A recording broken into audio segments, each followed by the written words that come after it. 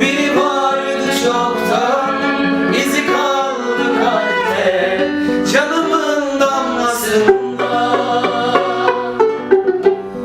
Duruyormuş orada, sanki bir düşmancasına.